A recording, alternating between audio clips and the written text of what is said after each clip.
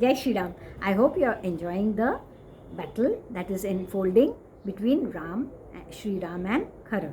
Now we come to Canto 26. Ram kills all the 14,000 ogres, including Dushana. Seeing his army being wiped out, the mighty armed Dushana urged 5,000 ogres of terrible impetuosity, who were hard to approach and never turned their back on the battlefield, to march on. They incessantly assailed Ram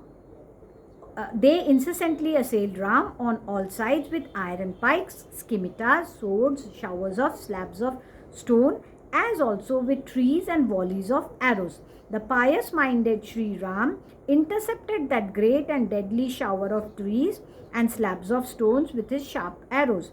Having intercepted that volley, standing fearlessly like a bull with eyes closed, Sri Ram summoned extreme wrath for the extermination of all ogres.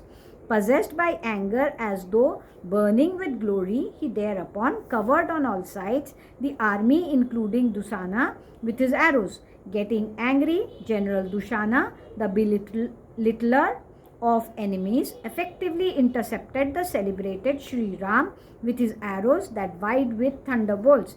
Extremely enraged, the heroic Sri Ram then split his mighty bow with a razor-like arrow, and with 4 other arrows pierced the 4 horses of his chariot. Nay, having killed the horses with his sharp arrows, he severed the head of Dushana's charioteers with an arrow having a crescent-shaped head, and 3 more arrows pierced that ogre in the chest.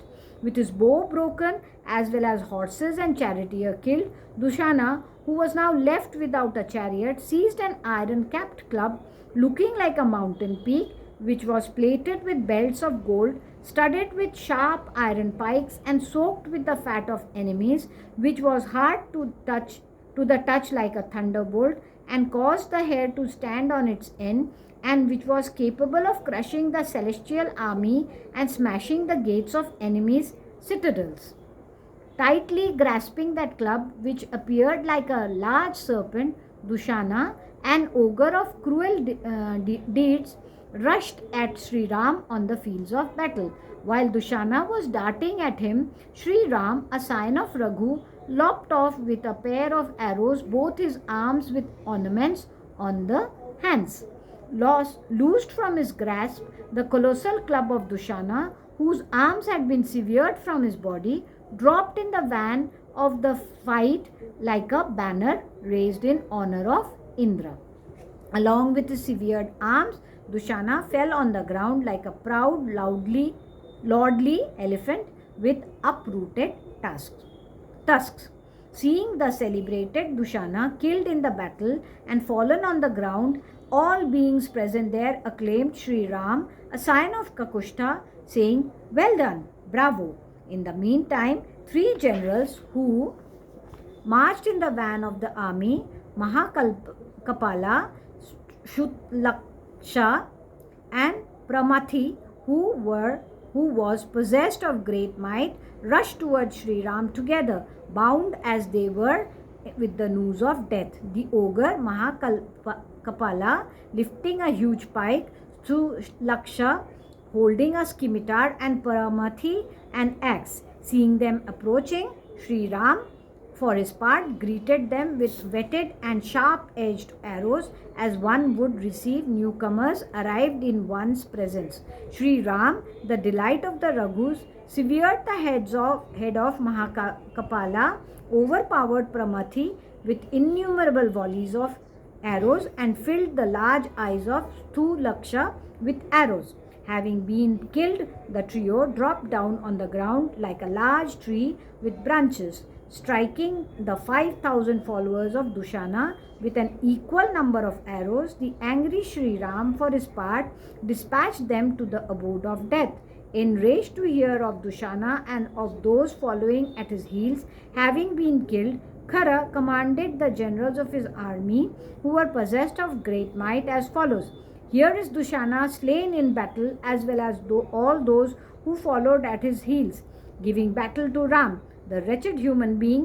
With your mighty army, let you all ogres kill him with the weapons of various shapes." Saying so, the angry Khara attacked Ram at once. Nay,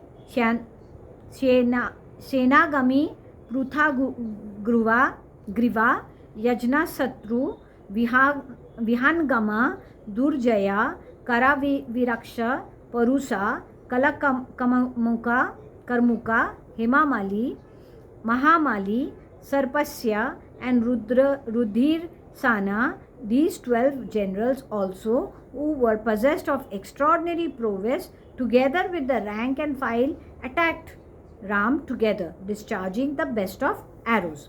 Then, with his arrows encrusted with gold and diamond and shining like flames, the glorious Ram destroyed the remnant of Khara's army. Those arrows with golden feathers, which shone like flames emitting smoke, made short work of those ogres, even as thunderbolts destroyed large trees. In the van of the fight, Sri Ram dispatched 100 ogres with 100 arrows and 1,000 ogres with 1,000 arrows at once. With their coats of mail and ornaments shattered and bows split into two and broken, and themselves besmeared with blood, the night stalkers dropped on the ground. Like a large sacrificial altar with blades of the sacred kusha grass, the whole area was completely strewn with the ogres fallen, bathed in blood and disheveled hair on the battlefield. Covered with corpses of the slain ogres, the forest, which had been rendered muddy with blood and flesh, appeared most ghastly, like a veritable hell. 14,000 ogres of terrible deeds were killed by Ram, a human being fighting on foot single-handed. Out of that entire army, the great car warrior Khara, as also the ogre Trishira, its exterminator Sri Ram, the slayer of his foes, survived. The other ogres, who were well known, possessed of great prowess, fierce and hard to encounter, were all killed by the elder brother of Lakshman in the van of the fight. Then, perceiving that terrible army killed in a major conflict by Sri Ram, who proved superior in strength when matched with the entire host, Khara then rode in a large chariot like Indra with his thunderbolt uplifted and attacked Sri Ram from where he was. Thus ends Canto 26 in the Aranyakand of the glorious Ramayan of Valmiki, the work of a rishi and the oldest epic. Jai Shri Ram.